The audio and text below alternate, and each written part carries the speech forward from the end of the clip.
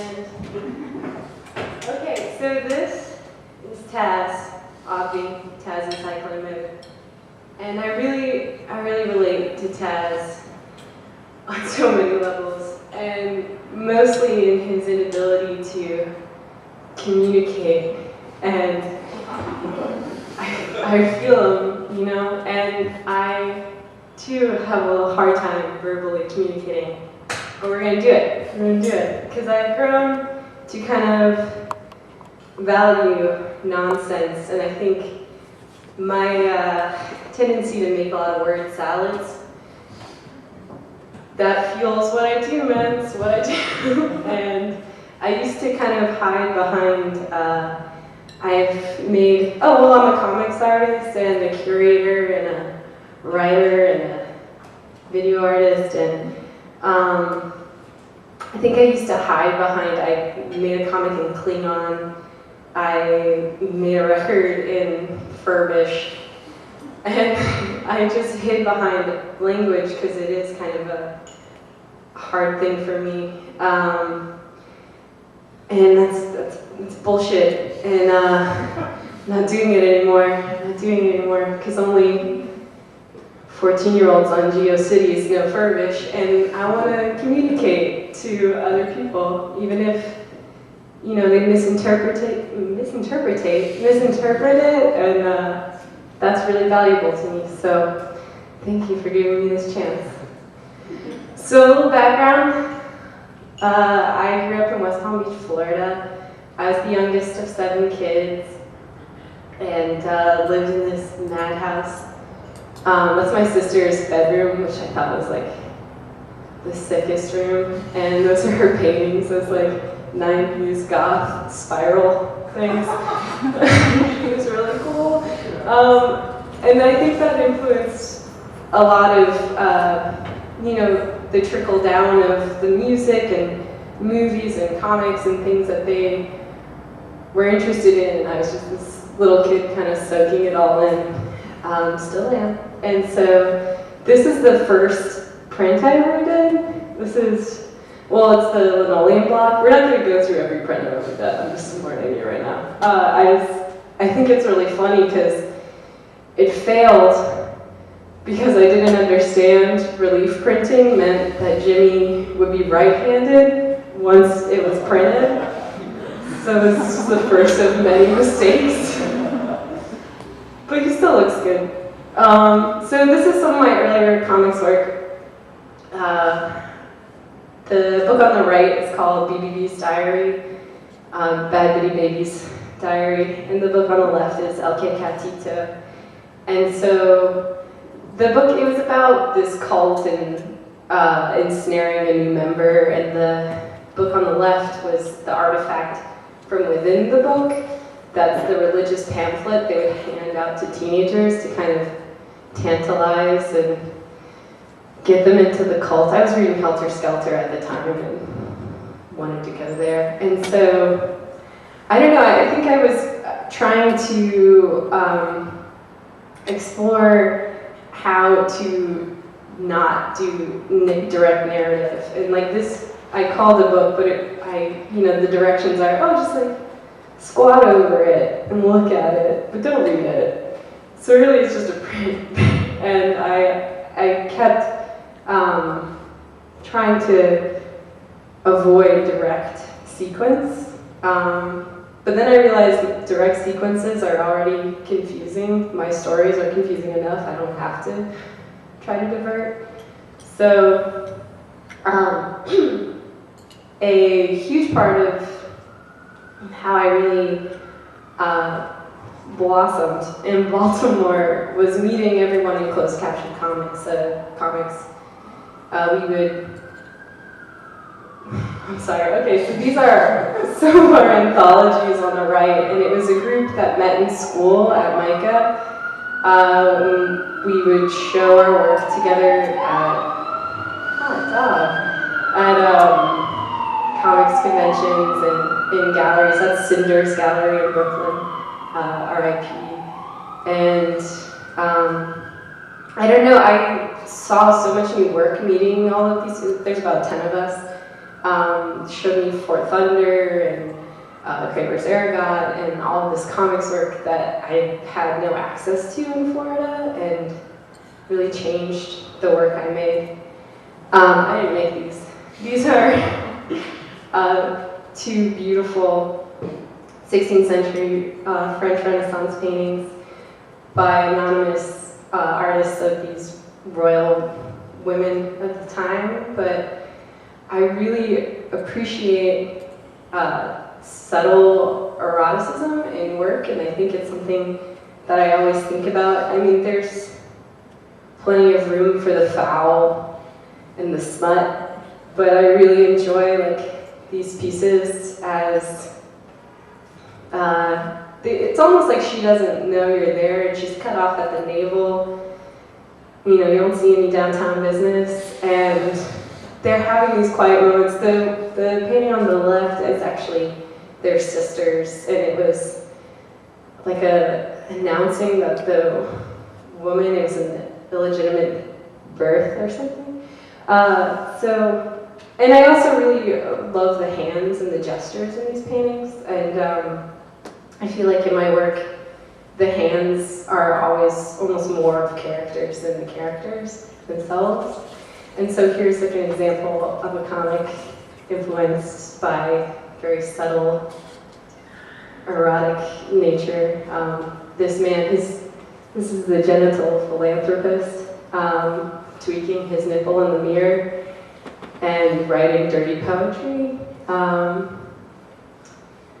Yeah, that's right. Okay, and so also I feel like in the characters I create, I think a lot about gender, and I had all these images of, you know, I always think of the femme fatale, and I was like, oh, I can show like, all these women that are like pretty incredible, but really I think about drag queens more than I think about women when I draw women.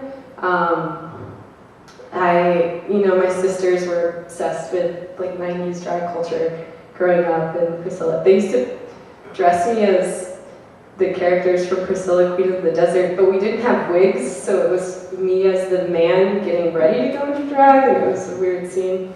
And there's another good-looking lady. So I think I tend to put different roles on the characters. Like the characters on the left are all, they're brothers, they're men, but they kind of glide on the page, and they have these very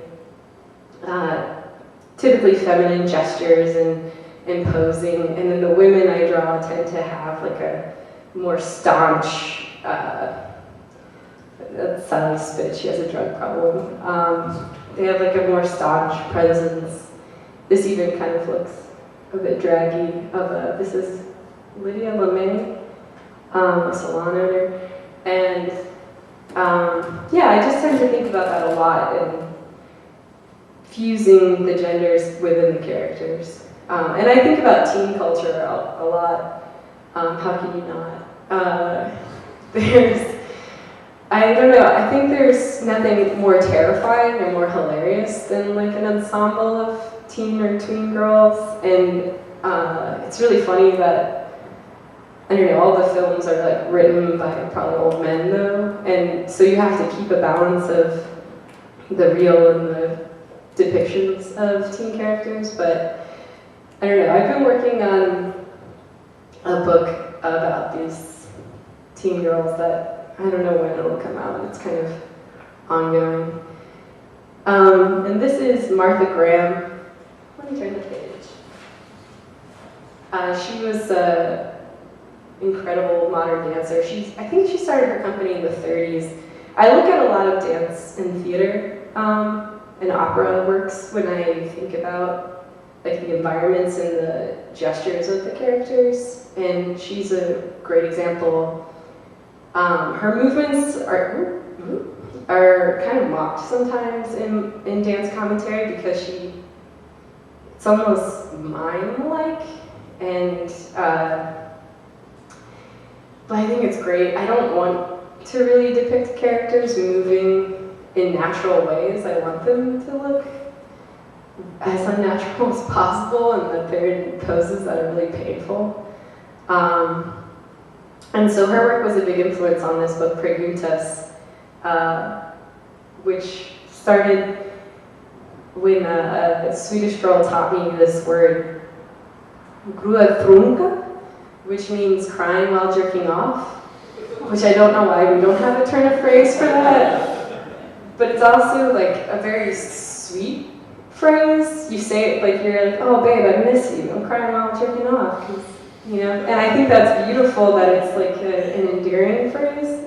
So this book was about this female character who was barren, and she was an opera singer, and this devil-like skeleton character stabbed her in the eye with the petrified penis of a Swedish hermaphrodite, which caused her to cry seed so that she would like be able to get pregnant and then give birth live on stage.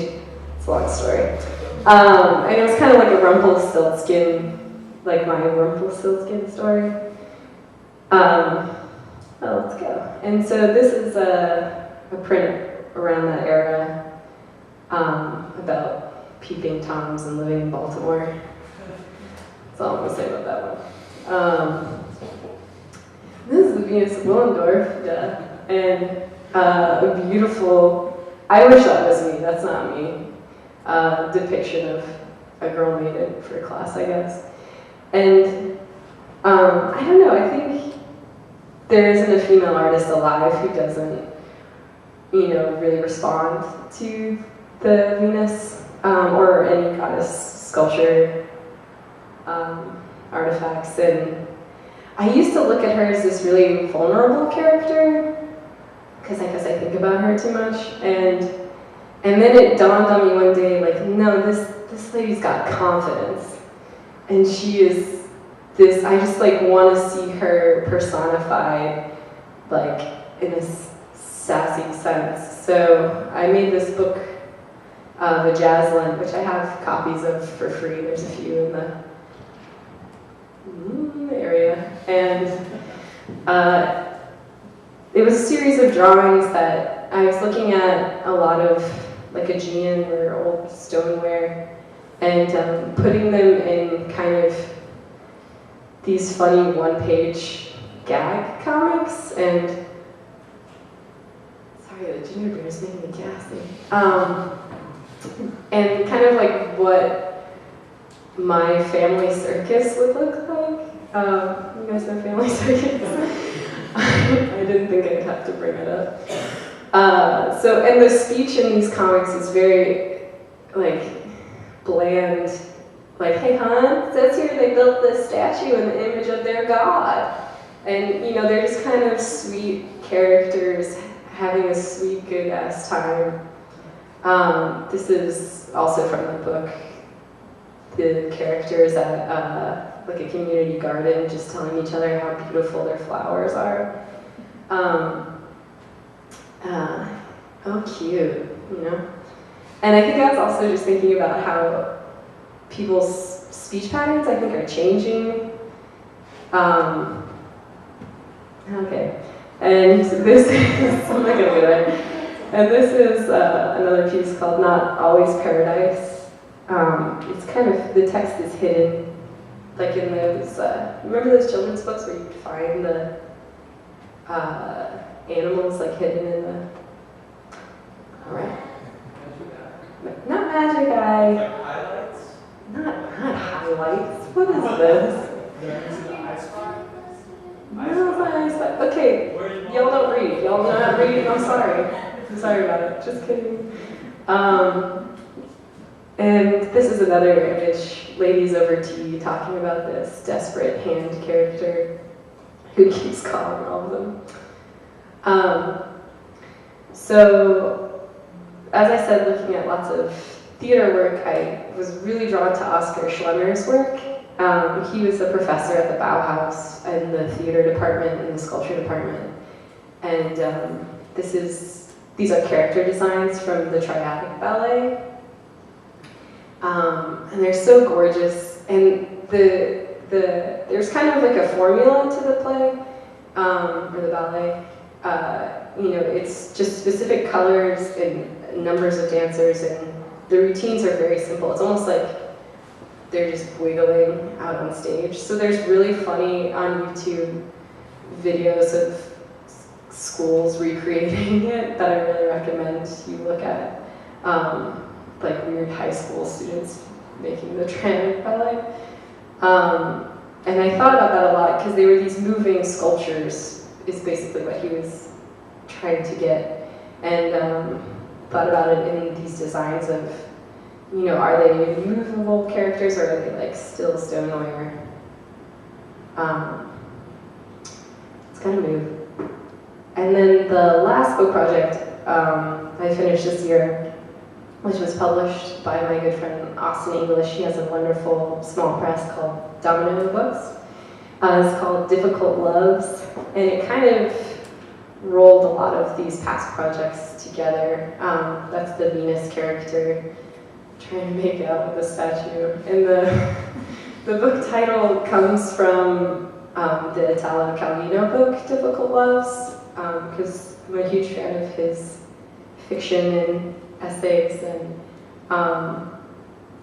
I love how he weaves together like stories that almost don't seem like there's a common thread, but there definitely is once you read them. You know, it's all almost the same world. And so that's in this book. The Squeezy brothers come back from that earlier story. They're washed up celebrities. This one's in a trashy magazine pumping gas. And another one's a streaker, and the Venus characters are in it. And part of it takes place in this, Trollhättan is a real city in Sweden, but it looks nothing like this. The main story are these two snake characters that are at kind of an impasse in their relationship and trying to bond again by going to these ruins to drink this psychedelic mud, to have visions and see if they should be together or not. And these are some of their visions of the past: the good, the bad, the ugly. And then the ruins turn into this strip mall later, and there's another series of events that happen at the strip mall. And I was really looking a lot at, when traveling, window displays, and also like having worked as a window display artist and just thinking about that as like a mini set and collecting photos and drawing from them. And this one in particular, this is maybe one of the first photos I took, was from the window of a community theater production of Steel Magnolias that I went to. That was amazing and terrible. Steel Magnolias is, I don't know if there's one person who doesn't know, an 80s film with dynamite cast and based on an actual play that all takes place in a beauty salon. And I was going through all of these like different photos from community theater productions of it that like, it's like they all have like terrible southern accents, but there's so much charm, and the sets are so tacky. I loved it. And I was asked to make a music video for Witch Hat. And so I made a salon set a la, look at that beautiful minx, a la the Steel Magnolias, and got the characters together. That's Maura O'Neill and Jake Deibler as the Dolly Parton and Julie Roberts characters. It was based more on the movie than the play, and those are lovely ladies. Chris, Connor, and Noel as Daryl Hannah, Sally Fields, and Shirley MacLaine. Yeah. I unfortunately don't have the video. It's still being edited. I only shot it about a month ago. But it kind of brought together, I think I was making all of this work influenced by theater, but was nervous to kind of go for it in this, I don't know, we'll see what happens from this. So I'll also talk quickly about my involvement in Baltimore besides my work, and besides CCC. It's a contagious city. There's so many people organizing things in so many great spaces. So the first kind of step I took towards that, I curated a lecture series with Chris Day. We had Ian Svenonius, Luke Fishbeck, and Brendan Fowler come talk and collaborated on posters, and it was amazing to just email a person you really admire and they come through for you. And I really wanted, oh, this is just a flyer, hey flyer, and I really wanted to keep with that. So a group of friends and myself moved into what is now open space when it was just chains on the floor and boards over the windows. And I lived there for the first year, and it was amazing. A lot of mistakes and a lot of great creative things happening. That's a Halloween extravaganza we threw, and the rough movie night only didn't have a full run, but we had a movie screening, and that's from the Labrador Ozone Shelf show. That was our first exhibition. And it's still continuing, and I mean, anyone who's in Baltimore and would come to this, I'm sure has a good open space, and I still fully support it, though I don't live there. But from that, a bigger project that I was sticking with was the Poos, which was, the first one was just at the Copycat, curated by myself. Curated is a strong word. Organized kind of by myself, Haley Silverman and Emily Shimada. We just wanted to have a venue for female identified artists to do something that maybe they didn't consider their art, or maybe we just wanted it to feel like the best bat mitzvah you've ever been to, like psychics and chocolate fountains and karaoke band, I don't know. So the first one, it was amazing. We didn't even know what people were going to do. They just kind of showed up. And that was serving lamb balls from a lamb she slaughtered at repast, and a love letter writing booth, and stand up by Mr. Rhett. And I Am a Rock, I Am an Island cover band. They look great. And so 2 years later, I wanted to do it again, and was living at Open Space and had, the ability to, and like the amazing, everyone at Open Space was super supportive, and it was a huge jump from one night at a warehouse space to taking over a whole floor and having a gallery installation and a room of performances, and then a room of the interactive booths. And this one was more organized with Sarah Valinsky and Maura Witt O'Neill and myself, and it was a lot, but it was amazing, and we had such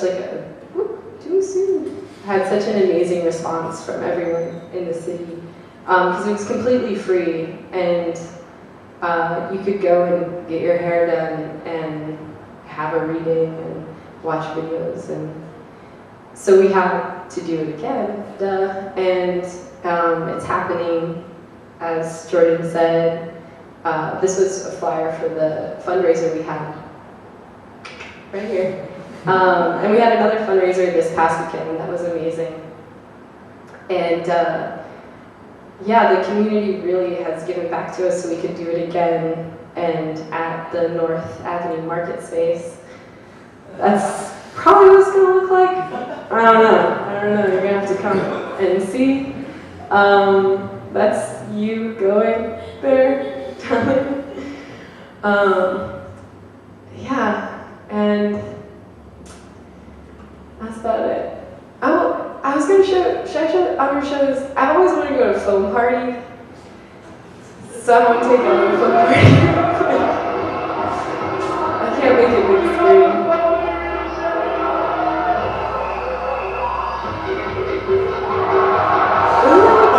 That was so good.